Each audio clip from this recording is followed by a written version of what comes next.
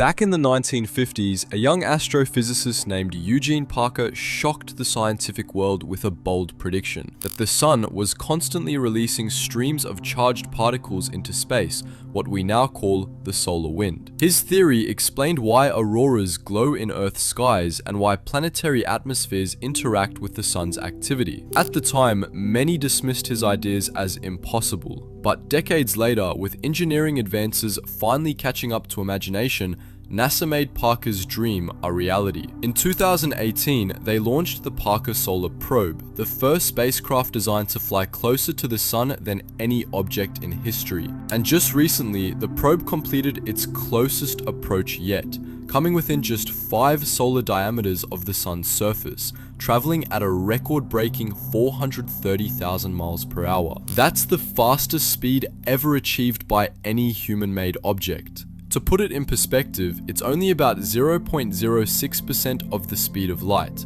Lightning fast by human standards, but still just a tiny fraction of what light can do. The real mission, however, is not speed. Parker Solar Probe is trying to solve mysteries that have puzzled scientists for decades. One of the strangest is why the sun's outer atmosphere, called the corona, is millions of degrees hotter than the surface itself, a contradiction that defies common sense. By touching the corona, the spacecraft measures magnetic fields, solar particles, and bursts of energy that trigger solar storms. These storms can blast radiation through the solar system, disrupting satellites, power grids, and communications here on Earth. The question is, how does Parker survive so close to the sun without melting? The answer lies in its design. The spacecraft is protected by a thick carbon-composite heat shield made from the element with the highest melting point on the periodic table. Always kept perfectly oriented, this shield deflects the sun's intense radiation